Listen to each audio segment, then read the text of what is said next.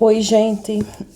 Hoje eu gostaria de conversar com vocês sobre dois repertórios extremamente atuais, contemporâneos e que eu acho assim que pode fazer toda a diferença na sua redação. O primeiro é sobre um filósofo e um político camaronês chamado de Achille Mbembe. A escrita do nome dele é assim, Achille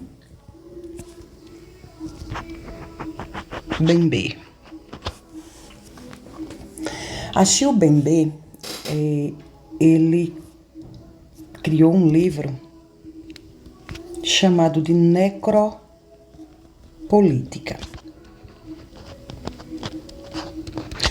E Achille Mbembe, nesse livro, ele fala o seguinte, que necropolítica é o poder de ditar quem pode viver e quem deve morrer, transformando a morte em gestão política.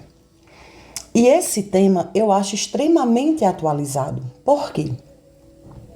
Esse tema da necropolítica, ele pode ser usado para vários eixos temáticos. Veja só, quando o Estado ele não consegue alcançar as áreas marginalizadas, as periferias, as áreas rurais, quando ele não oferta uma educação de qualidade, quando ele não oferta uma saúde de qualidade, ali ele deixa claro, nessa visão da necropolítica, que aquelas pessoas devem morrer. E quando ele passa a investir em educação, digamos, nos centros urbanos, nos hospitais de grande porte, nos centros urbanos, ali ele deixa claro quem deve viver. Então é um repertório sociocultural que eu acho que você pode utilizar para variados temas, tá? Desde que você torne esse repertório produtivo, desde que você faça o link, desde que você faça a ligação da citação que eu vou escrever aqui, para que você precisa decorar para poder utilizá-la, e você consiga produzir alguma ideia a partir desse repertório, tá? Então, o que ele diz é: necropolítica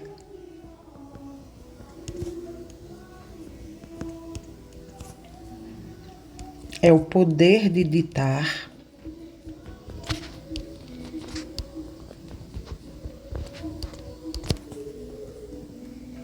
quem pode viver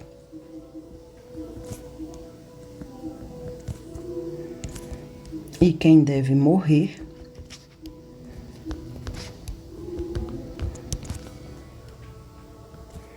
transformando a morte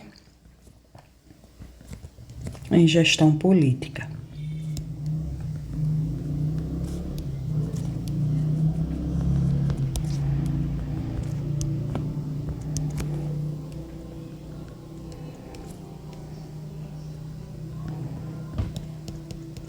Pronto.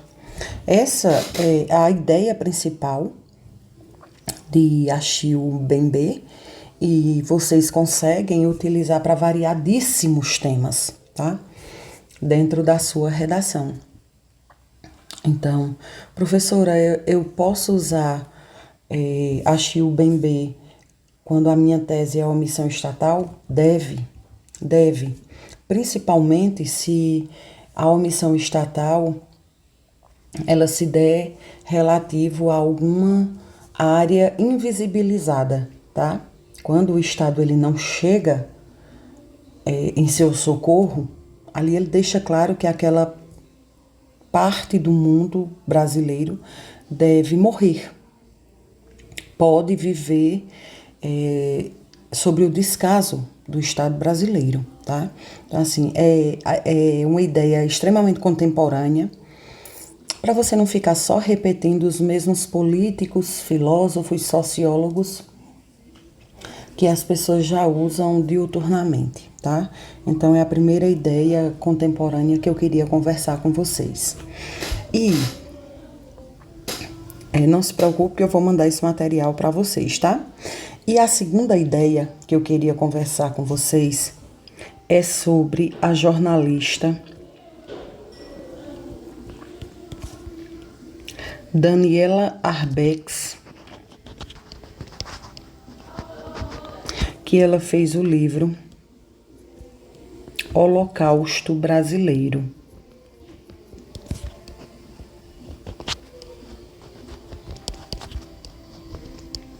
Esse livro vai falar do Hospital Colônia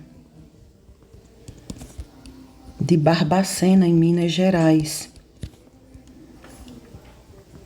E é um livro grotesco, tá? Antes de qualquer coisa, é um livro grotesco.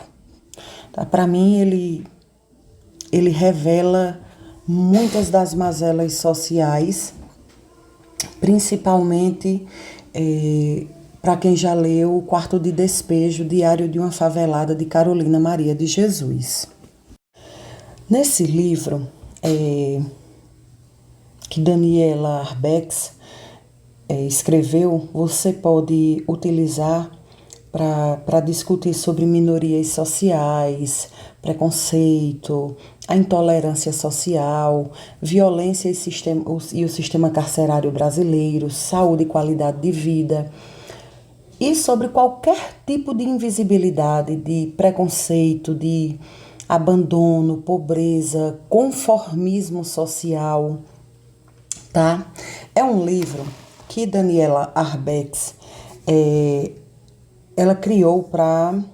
ela produziu esse livro para discutir sobre esse Hospital Colônia, que foi criado na cidade de Barbacena, em Minas Gerais, no ano de 1903. Ele se manteve em funcionamento até o ano de 1980, portanto foram 77 anos de funcionamento. Nesse livro, Daniela Arbex, ela entrevistou mais de 100 pessoas, entre sobreviventes, funcionários do hospital, parentes, né, das vítimas e moradores, pessoas que moravam na cidade de Barbacena. E lá, gente, nesse livro, durante a entrevista, ficou claro como esses pacientes eram tratados assim de forma decadente, tá? Era visível, era claro o genocídio e o descaso por parte do Estado e o conformismo da sociedade, dos funcionários e dos médicos. Por quê? Porque, a princípio, esse hospital ele foi criado no intuito de tratar doenças psiquiátricas, ou seja, os loucos, os considerados loucos, dementes, pessoas com deficiências mentais. Só que vejam só, com o passar do tempo, esse hospital, ele passou a aceitar pessoas que o Estado queria esconder. Como assim, Luciana? Veja. Quem estava indo para esse hospital? Loucos, mulheres que engravidavam dos patrões, as esposas de homens que tinham amantes, as filhas de fazendeiros que perdiam a virgindade antes do casamento, homossexuais, as pessoas de ruas, crianças órfãos, mulheres inférteis. Ou seja, a estimativa é: a cada 10 pessoas, apenas 3 eram consideradas loucas. As outras 7 pessoas eram problemas para o Estado. Eram problemas para o Estado, ou seja, elas não tinham nada de loucura, tá? Mas eram problemas para o Estado e o Estado mandava essas pessoas para esse hospital de Barbacena. Então, estima-se que durante esses 77 anos aqui, mais de 60 mil pessoas, prestem atenção, Mais de 60 mil pessoas foram mortas.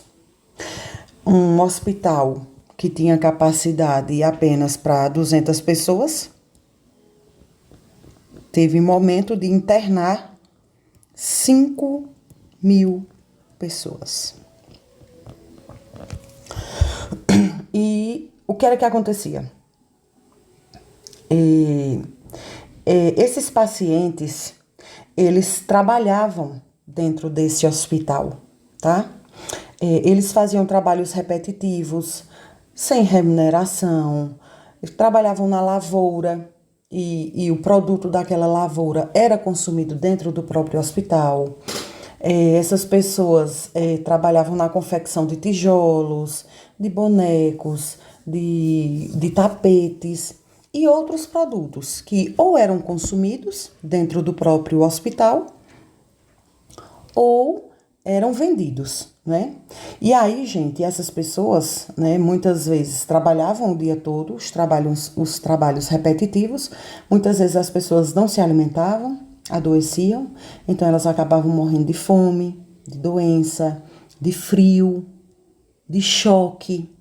Há um relato nesse livro que uma pessoa, né, um morador de Barbacena disse que uma vez foi dado choque em determinadas pessoas nesse hospital que a descarga elétrica foi tão grande que faltou energia na cidade inteira. Vocês conseguem ter uma noção de um choque desse? De descarregar a cidade inteira? Então, quando o Estado via uma pessoa morando em situação de rua, em vez de tratar aquele problema da falta de moradias, o que era que o Estado fazia? Manda para Barbacena. Muitas vezes, pessoas doentes, órfãos, que precisavam morar na rua, em vez de o Estado ofertar a saúde ou abrir uma lista de adoção para aquelas pessoas, o Estado fazia o quê? Manda para Barbacena. Homossexuais, que até então era visto como um problema social, o que era feito? Manda para Barbacena. Então, o Estado, ele preferia invisibilizar o problema. Ele preferia tirar da vista do Estado e mandava encarcerar lá em Barbacena. Por quê? Porque não enxergar o problema era uma solução. Ou seja, eu invisibilizava o problema. Então, se eu invisibilizava, se eu não conseguia enxergar as pessoas morando em situação de rua, é porque aquele problema não existia. Se eu não conseguia enxergar o fato do homem que estava praticando violência doméstica contra a mulher e eu mandava aquela mulher para Barbacena, então eu invisibilizava o problema, não existia o problema, né? Então, por muitos anos, foram 77 anos, o Estado se livrando de uma responsabilidade que era sua. Porque o Hospital Psiquiátrico de Barbacena, né, ele era conhecido como Hospital Colônia, ele não foi criado apenas para tratar pessoas com problemas psiquiátricos. Ele foi criado no intuito de invisibilizar os problemas sociais. Porque se aqueles problemas sociais, eles não estavam à vista, eles não estavam sendo vistos, eles não existiam. E hoje, gente, a gente acha que esse problema do Hospital Colônia de Barbacena, ele ficou lá em 1980, quando foi destruído? Não ficou, gente. Hoje, esse Hospital de Barbacena, ele está de volta. Ele está de volta na sociedade. Em que situação, professora? Olha, gente, quando eu lanço pessoas que cometeram crimes em penitenciárias, em presídios superlotados, muitas vezes em uma cela que foi construída para abrigar 10 presos e eu coloco 100 pessoas lá dentro, eu estou criando um hospital de Barbacena. Por quê? Porque são pessoas que aqui não são ofertadas nenhuma chance de ressocialização, porque uma pessoa que precisa dormir em pé ou sentada, ela não tem a sua dignidade humana respeitada, que muitas vezes come comida podre ou só tem uma alimentação por dia, que não tem direito à ressocialização com a sua família, que não lhe é dada nenhuma garantia de estudo, de aprendizagem, como é que essa pessoa vai ser ressocializada? Como é que essa pessoa vai sair de um ambiente desse e ela vai ser integrada novamente à sociedade, se a única coisa que ela consegue alimentar é o ódio do Estado, porque a tratou como um animal e não como uma pessoa? Então, o Hospital de Barbacena, ele está presente na nossa sociedade mais uma vez. Está presente na educação integral, quando o Estado tem o objetivo de tirar as crianças e os adolescentes da rua e lança dentro de uma escola o dia todo. Porque se eu não tenho crianças praticando crimes, o problema está invisibilizado. Aí lança numa escola em que muitas vezes não tem condições dignas de aprendizagem, não tem professor capacitado, não tem um lanche de qualidade, não tem material escolar de qualidade, não tem atividades de socialização dignas. Eu estou simplesmente lançando aquelas crianças e adolescentes em uma prisão, porque o objetivo é tirar do meio da sociedade. Quando eu tenho hospitais públicos extremamente lotados, sem médicos especializados, que cumprem uma escala de plantão extremamente desgastante, que trata mal o paciente, que não tem a medicação correta para dar, que não tem profissionais habilitados, como o técnico, o radiologista, a enfermeira, que eu não tenho salas para abrigar todos os pacientes, que eu não tenho os aparelhos, os equipamentos necessários para atender os pacientes, eu estou lançando essas pessoas de volta à Barbacena. Então, aquele Hospital Colônia de Barbacena não acabou lá em 1980. Está presente na nossa sociedade em variadas situações. Então, esse é um repertório que você consegue utilizar para vários e vários temas. Imaginem as pessoas, imaginem lá na época da abolição da escravatura, tá? Nós somos um país rico que foi criado à base da exploração da mão de obra, certo? Nós enricamos na base da exploração da mão de obra. Nós tivemos a Lei Áurea, a Lei número 3.353, e ela foi editada no dia 13 de maio de 1888, né? O que foi que aconteceu ali? A princesa Isabel, ela marcou o fim do regime de escravidão no país, né? E aí o que aconteceu? Quando a princesa Isabel, ela extinguiu a escravidão lá em 1888, no século XIX, essas pessoas que eram escravas, que sustentavam o nosso país, elas foram lançadas no meio da sociedade sem qualquer tipo de indenização. Então, essas pessoas que antes sobreviviam do seu trabalho, que tinham alimentação e tinham um lugar para dormir, elas foram lançadas no meio da sociedade sem qualquer tipo de indenização. Onde essas pessoas iriam morar? Como essas pessoas iriam trabalhar para levar alimento para casa, alimentar a si e as suas famílias? Foi daí, gente, desse processo de abolição de escravatura que surgiram as primeiras favelas no Brasil. E aí, aquelas pessoas que sustentaram praticamente o Brasil desde 1500, né, 300 anos de escravidão, mais de 350 anos de escravidão, elas se viram sem o olhar atencioso do Estado, porque o Estado as obrigou a trabalhar, de repente deu a liberdade a essas pessoas, mas não forneceu os meios necessários para o seu sustento. Daí surgiram as primeiras favelas, eram favelas criadas de maneira precária, as casas foram feitas de barracões, de palha, sem sistema de saneamento básico, sem a água, sem o esgoto, sujeitas a todo tipo de doença. Ali Nós tivemos um hospital de Barbacena. Ali foi um prenúncio de um hospital de Barbacena. Então, assim, esse tema, ele é extremamente atual. Quando o Estado ele se omite, seja na saúde, na educação, na segurança pública, quando o Estado ele decide invisibilizar certos problemas. Nós temos um hospital de Barbacena contemporâneo. E isso se dá quando o Estado, ele literalmente, ele vira as costas, quando ele não dá a devida atenção, referente às minorias, referente aos grupos marginalizados, às áreas marginalizadas. Assim,